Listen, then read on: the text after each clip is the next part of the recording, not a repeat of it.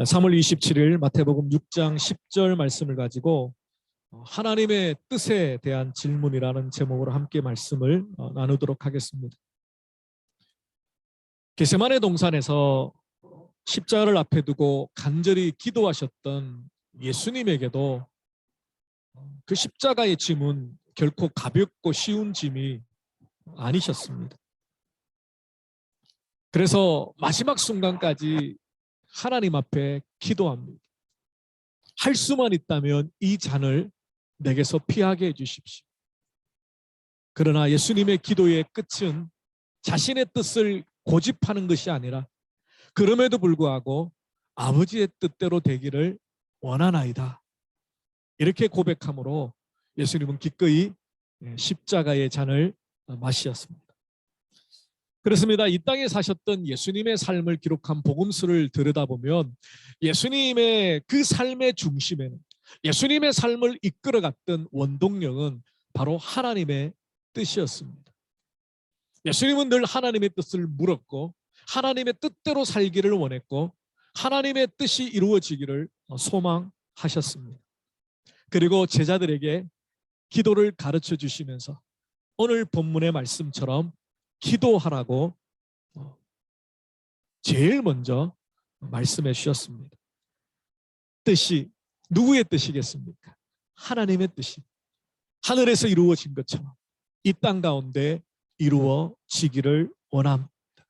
이 기도는 단순히 기도로 끝나는 것이 아니라 이 기도를 드리는 자를 통하여서 하나님의 뜻이 이루어지기를 원하신다는 뜻입니다.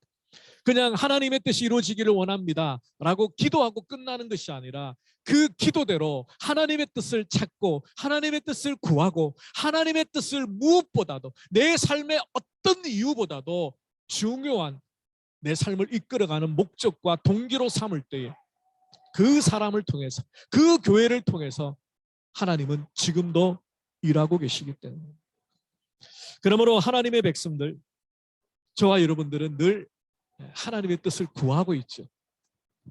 늘 기도하고 있고 늘 말씀을 묵상하면서 하나님의 뜻이 어디 있을까 우리는 궁금해하고 또 궁금해합니다. 그런데 우리는 종종 하나님의 뜻을 왜곡하기도 하고 하나님의 뜻을 오해하기도 하고요. 때로는 하나님의 뜻이라고 나의 뜻을 포장하기도 하는 연약함을 가지고 있습니다. 과연 하나님의 뜻은 있을까? 우리를 향하신 하나님의 뜻은 무엇일까? 우리는 그 하나님의 뜻을 어떻게 구별하고 분별하여 그 뜻대로 살아갈 수 있을까? 그러한 내용들을 오늘 하나님의 뜻에 대한 질문이라는 제목으로 함께 말씀을 나누기를 원합니다.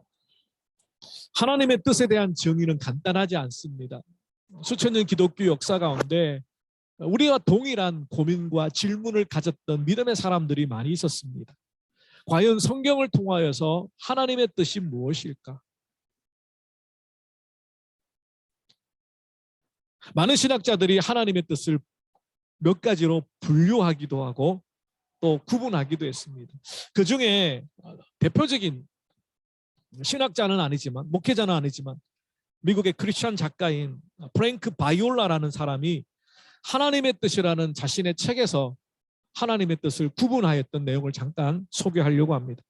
그 이유는 이분이 탁월한 신학자도 아니고 목회자도 아니지만 전통적으로 하나님의 뜻을 구분했던 많은 학자들의 의견을 잘 알고 있고 그것을 소개하고 있기 때문입니다. 물론 사람들마다, 신학자들마다 하나님의 뜻을 분류하는 카테고리들이 조금씩 다르기도 합니다.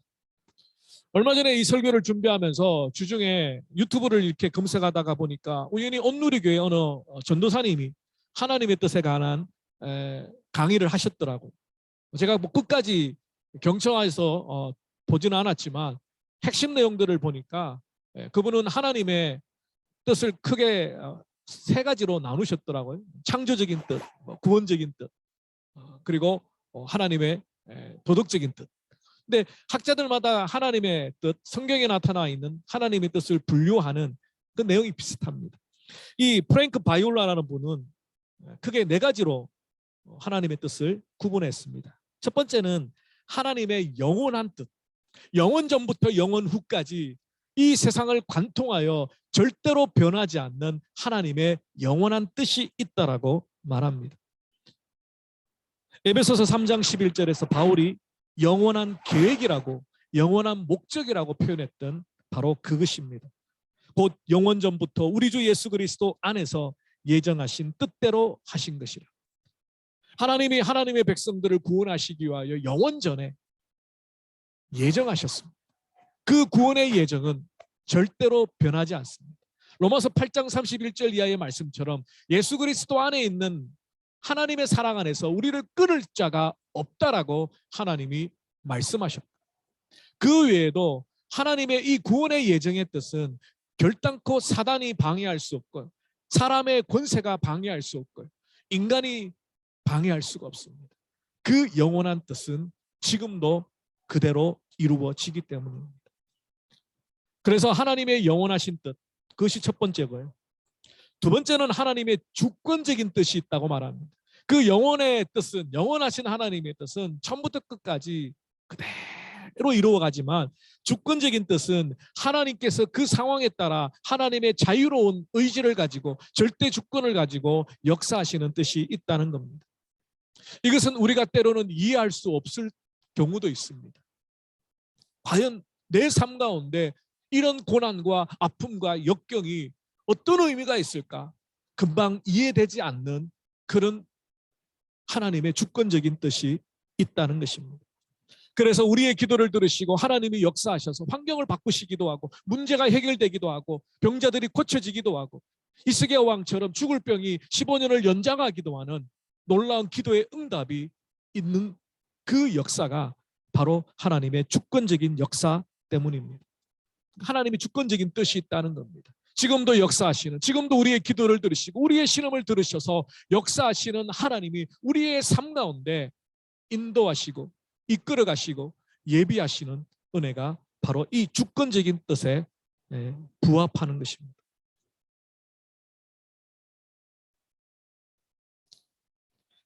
그러므로 하나님이 하시거나 허락하시는 뜻은 무엇이든지 주님의 주권적인 뜻 아래에 있음을 우리는 인정하고 고백하게 됩니다. 세 번째는 하나님의 도덕적인 뜻입니다. 이것은 성경에 기록되어 있는 명확한 하나님의 말씀입니다. 대표적인 것이 바로 십계명입니다. 우상을 숭배하지 마라. 어떤 형상도 만들지 마라. 내 이름으로, 내 이름을 가지고, 내 영광을 위해서, 네 목적을 위해서 하나님의 이름을 함부로 맹세하지 마라.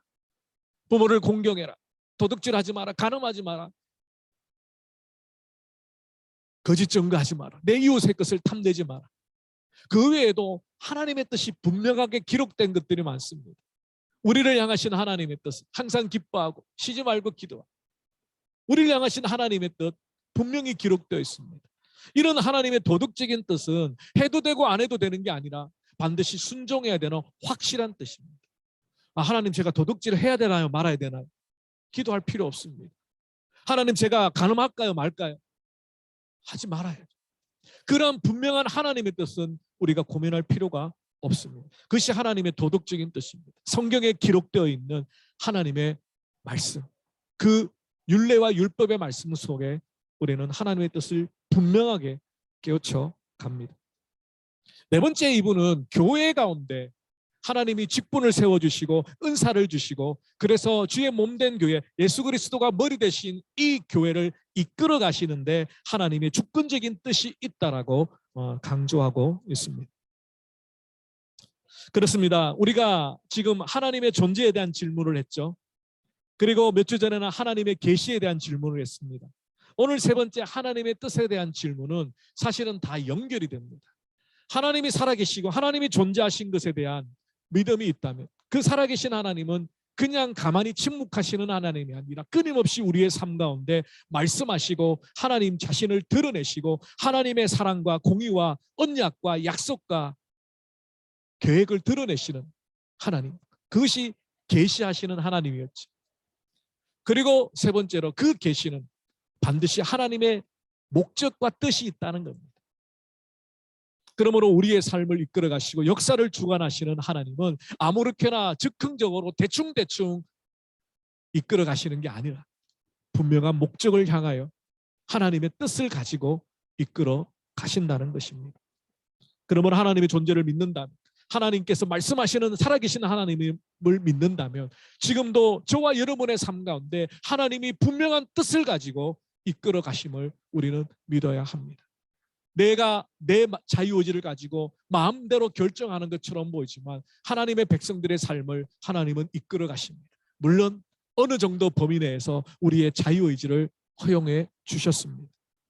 그래서 그 자유의지 가운데 결정한 결과에 대해서 때로는 하나님께서 우리에게 책임을 물으시기도 하죠.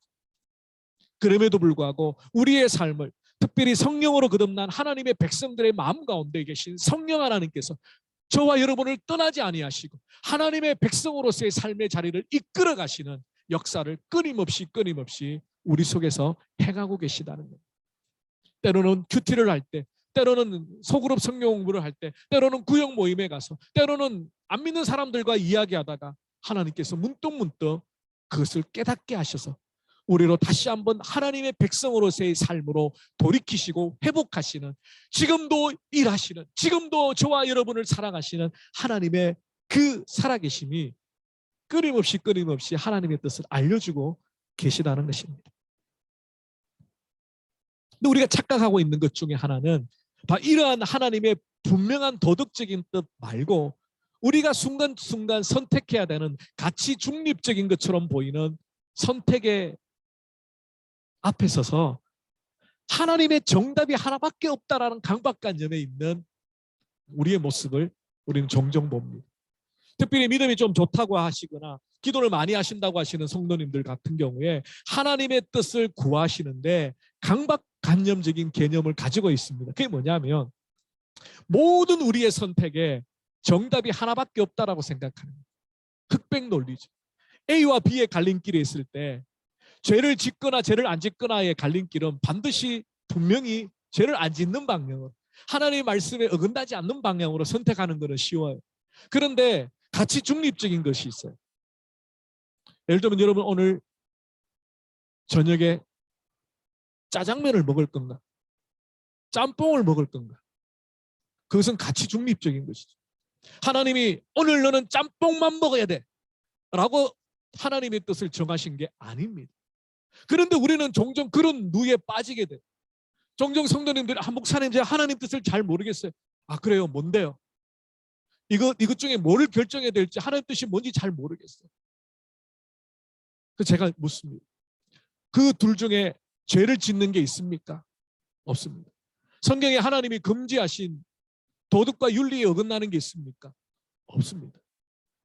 그러면 하나님 앞에 죄를 짓는 것도 아니고 악을 범하는 것도 아니라 어느 길을 선택하든 하나님이 나와 함께 하신다는 믿음을 가지고 그 길을 선택하십시오.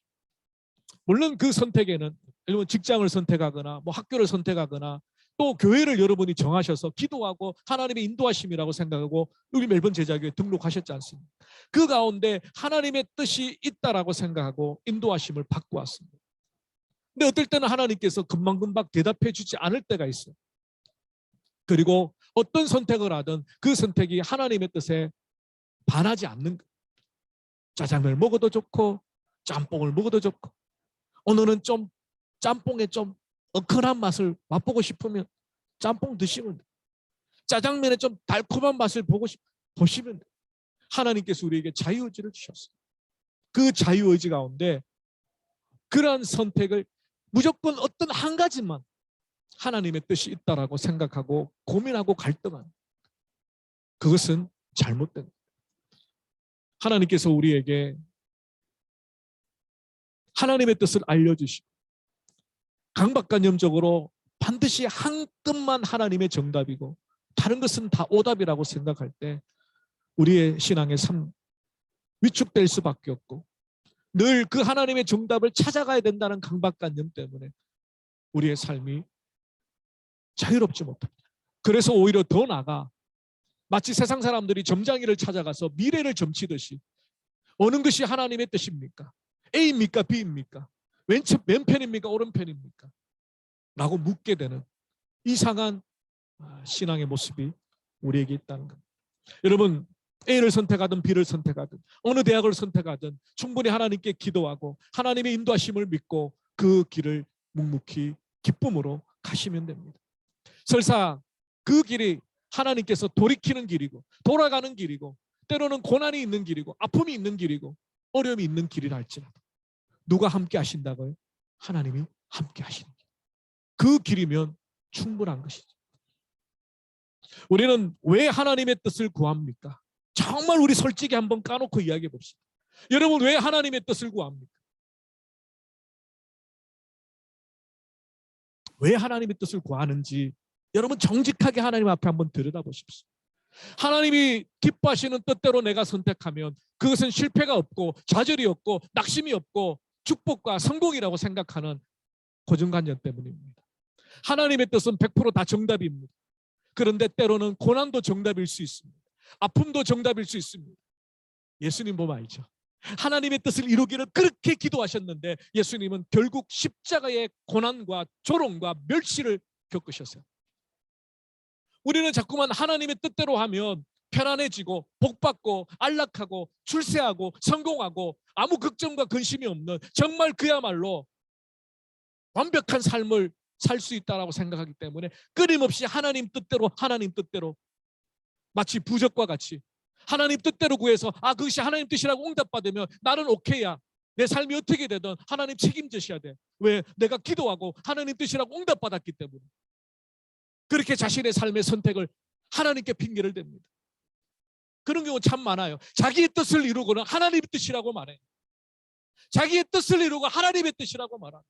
죄 짓는 건 하나님 뜻 아닙니다. 악을 행하는 건 하나님 뜻 아닙니다. 그래놓고 하나님 뜻이라고 하지 마세요. 지금 한국교회가 왜 세상 사람들에게 지탄받습니까? 왜 한국의 크리스찬들이 세상의 빛과 소음의 직분을 감당하지 못합니까? 자기의 뜻대로 해놓고는 하나님의 뜻이라고 말합니다. 우리는 그런 의미의 하나님의 뜻을 구해서는 안 됩니다. 우리가 정말 하나님의 뜻을 구하는 것은 예수님처럼 십자가를 지는 망하고 조롱받고 멸시를 당하는 그 선택의 끝이 온다 할지라도 그것이 하나님의 뜻이면 제가 그 길을 가겠습니다라는 각오로 하나님의 뜻을 구하셔야 됩니다. 이 땅에 잘 먹고 잘 살고 축복받는 그런 의미의 하나님 뜻 말고 주님이 가셨던 그 고난의 길로 그 십자가의 골고다의 언덕으로 가는 것이 하나님의 뜻이라면 제가 그 뜻대로 가겠습니다. 여러분 이제까지 하나님의 뜻을 구하시면서 정직하게 어떤 마음 때문에 무엇을 바라고 하나님의 뜻을 구하셨어요? 고난받기 좋아하는 사람 없습니다. 욕먹기 좋아하는 사람 없습니다. 손가락질 당하기 좋아하는 사람 없습니다. 그저 쉬운 길로 평탄한 길로 남들 돌아가는 길 말고 지름길로 출세의 길로 성공의 길로 좀 떵떵거리며 안락하게 사는 길로 예수님이 가셨던 하나님의 뜻을 이루는 길은 그 반대의 길이었어요. 여러분을 향하신 각자의 삶을 향하신 하나님의 뜻이 분명히 있다고 저는 믿습니다. 그리고 우리 멜번 제자교회를 향하신 하나님의 뜻이 있다고 분명히 믿습니다. 여러분의 자녀들을 향하신 하나님의 뜻이 분명히 있다고 믿습니다. 그 하나님의 뜻이 세상 사람들과 같이 세상 사람들이 추구하는 이 땅의 안일함과 출세가 아니라 정말 하나님의 뜻이 이루어지고 그것이 어떤 길이든 어떤 고난의 길이든 이루어지기를 원합니다라고 기도할 수 있는 저와 여러분이 되었으면 좋겠습니다. 여러분에게 많은 선택지가 있습니다. 그래서 우리가 하나님 말씀을 더 잘 묵상하고 더 잘 알아야 됩니다. 하나님의 말씀에 분명히 기록되어 있는 뜻들을 내가 몰라서 놓치지 않도록 말씀을 배우고 익히고 우리가 죽을 때까지 하나님 앞에 서는 그날까지 말씀을 묵상하고 배우고 연구해야 합니다. 그리고 우리 앞에 놓여 있는 가치 중립적인 하나님의 뜻, 그 둘 중에 어느 하나 정답이 있다라고 생각하지 마시고 내가 하나님과 함께하고 있느냐, 그 길이 고난의 길이라도 내가 하나님의 손 붙들고 하나님께 끊임없이 물으며 하나님 제가 이 길 제대로 가고 있나요? 제 인생 지금 제대로 가고 있나요?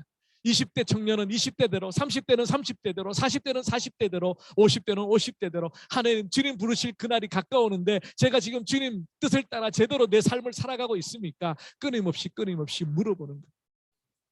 그래서 그래, 내가 너 손 붙들고 가고 있다.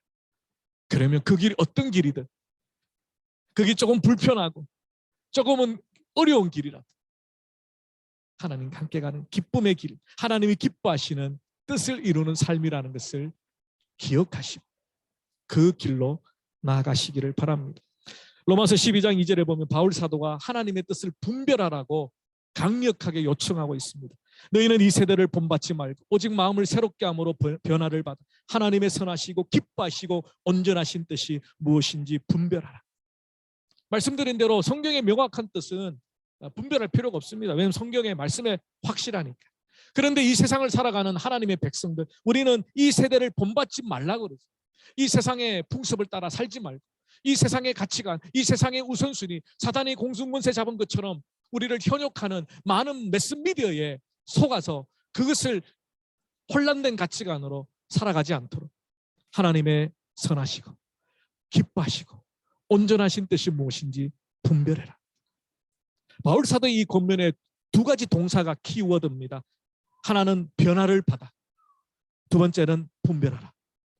근데 우리는 이 변화가 두 가지거든요. 이 변화도 두 가지입니다. 우리가 예수 그리스도를 영접함으로 우리는 성령으로 거듭났습니다. 근본적으로 우리는 변화가 시작이 되었죠. 그런데 성화의 과정 가운데 있기 때문에 우리가 성령으로 거듭났다고 해서 단순간에 천사가 되는 게 아니기 때문에 우리 속에는 여전히 예수 믿기 전에 옛 모습이 남아 있습니다. 이 세상도 갑자기 변화된 게 아닙니다. 단지 세상을 바라보는 우리의 눈이 바뀌었죠. 세상을 바라보는 우리의 관점이 바뀌었습니다. 성령으로 거듭난 하나님의 백성들이 이것은 하나님의 뜻이 아니구나. 하나님이 기뻐하신 뜻이 아니구나. 공중의 권세 잡은 사단이 기뻐하는 뜻이구나. 우리는 끊임없이 그것을 싸워가며 마음을 새롭게 함으로 성령의 은혜로 말씀과 기도로 끊임없이 우리의 마음의 중심을 잡아가는 것, 그것이 변화를 받는 겁니다. 그러므로 변화는 단회적이기도 하고 끊임없이 성화의 과정 가운데 말씀에 끈을 붙들고 하나님 앞에 변화되어져 가는. 그래서 궁극적으로 우리는 분별해야 합니다. 분별해야 됩니다. 여러분의 삶 가운데 일어나는 많은 일들이 있습니다. 그것을 분별하셔야 됩니다. 내가 어떤 선택으로, 어떤 결정으로 하나님의 뜻을 온전히 이룰 것인가.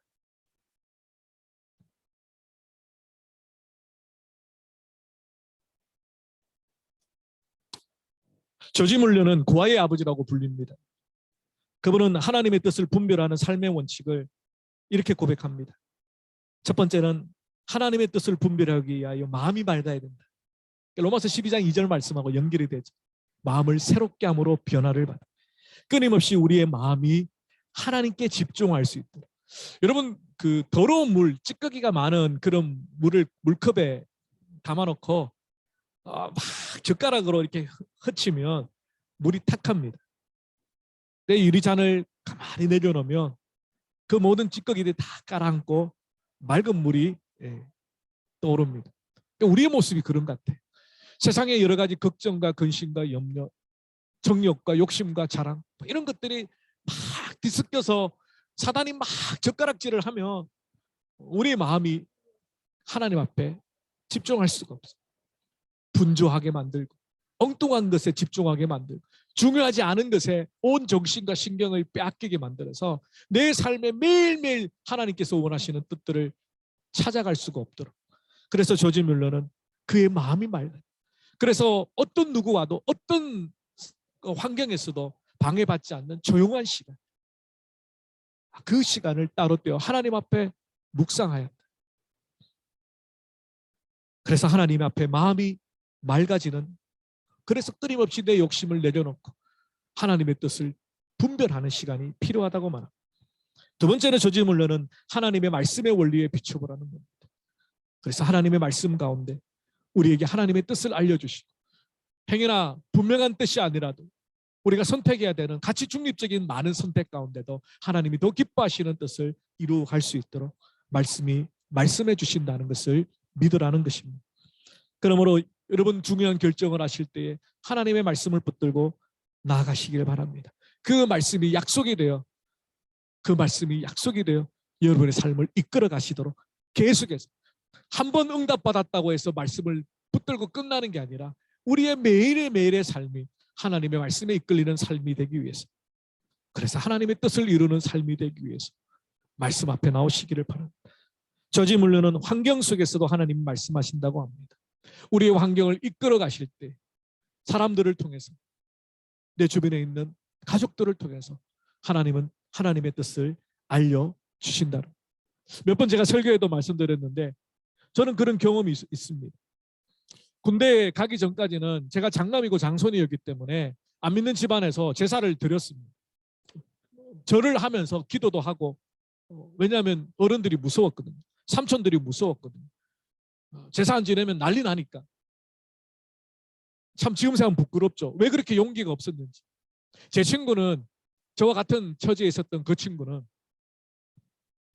제사상을 엎었대요. 그래서 쫓겨났대요. 저는 그 친구가 너무너무 부러운 거예요. 저는 소심하고 마음이 약하기 때문에 도저히 그렇게는 못하겠더라고요. 두려움이 너무 많았었죠. 근데 군대를 갔다 오고 첫 번째 추석의 제사였습니다. 하나님 앞에 밤새도록 기도했습니다. 하나님, 응답을 주십시오. 절하는 게 하나님 뜻입니까? 하나님 뜻이 아니라면 제게 확실한 응답을 주십시오. 근데 하나님 기도 응답이 없었어요. 아무 말씀은 안 하셨어요. 그래서 제가 하나님의 뜻이라고 핑계를 댔죠. 하나님, 지난밤에 제 기도에 응답해 주시지 않았습니까? 제사상에 절하는 것 하나님 뜻입니다. 하나님 책임지십시오. 그리고 양말을 신고 있는데 제 막내 동생이, 저보다 8살이 적은 막내 동생이 방문을 열고 저한테 딱 한마디를 했습니다. 그 친구가 믿음이 있는 친구 아니에요. 제가 전도는 하긴 했지만 학창시절 고등학생이었나? 그 정도 되니까 믿음 있을 수도 있겠네, 그죠? 네, 제가 함부로 평가하면 안 되니까. 근데 그 친구, 제 동생이, 막내 동생이 딱 한마디라도, 오빠, 오늘은 절 안 할 거지? 그리고 문을 탁 닫고 나가는 거예요. 근데 그 말을 듣는 순간에 그 전까지 있었던 두려움, 막 절을 해야 되나 말아야 되는 그 고민이 있었던 제 마음, 갑자기 하나님께서 제 귀에다 대고 내가 살아있다. 절하지 마라. 그런 마음을 주시는 거예요. 어디서 모르게 제가 담대함이 막 생기는 뭐 엎을 정도까지는 아니지만, 그래도 절은 오늘 내가 안 해야 되겠다. 내가 이제 군대 갔다 와서 성인인데, 이제까지는 학생이었기 때문에 절을 했지만, 눈치 보면 절을 했지만, 이제는 내가 하나님을 섬기는 하나님의 백성으로 두들기 맞더라도, 삼촌들한테 쫓겨나더라도 난 절을 안 한다. 그런 담대함을 하나님이 주시면서 정말 하나님이 살아계신 그 감동이 있더라고요. 그래서 눈을 질끈 감고 절을 안 했습니다. 그냥 제사상 뒤로 물러가 있었어요. 삼촌들 이게 헛기침을 하시더라고요. 분위기가 이제 얘가 절을 안 하니까. 근데 아무 말씀도 안 하시고 아무도 혼을도 안 내시고 깜짝 놀랐죠. 그 이후로 저는 절을 하지 않았고, 그 이후에 한참 후에 아버님이 예수님을 영접하고 할머니가 예수 믿기 전까지 제사를 드리시다가 지금은 추도 예배로 부모님 두 분이 예배를 드리게 되셨습니다. 제 막내 동생이 그때 그 말을 했는지 기억도 못합니다. 그런데 하나님께서 그 막내 동생을 통해서 제게 하나님의 뜻을 분명히 가르쳐 주셨어요. 절하지 마라. 이제 너의 신앙을 확고하게, 장남이고 장손이도 상관없이 하나님의 아들이다. 그 신앙을 고백해라. 여러분의 삶 가운데도 하나님께서 이렇게 환경을 통해서, 사람을 통해서, 관계를 통해서 하나님의 분명한 뜻을 가르쳐 주실 때 확실하게 알 수 있습니다. 긴가민가가 아니고요. 제가 느꼈던, 제가 감동했던, 이거는 분명히 하나님의 응답이다, 하나님의 뜻이다라고 확신을 주셨던 거죠. 주실 겁니다. 그때는 즉각 순종하십시오. 그 길이 어떤 길이든, 어떤 핍박이 있든, 손해가 있든, 고난이 있든, 그럴 때 우리의 삶이 하나님의 뜻을 이루는 거죠. 네 번째로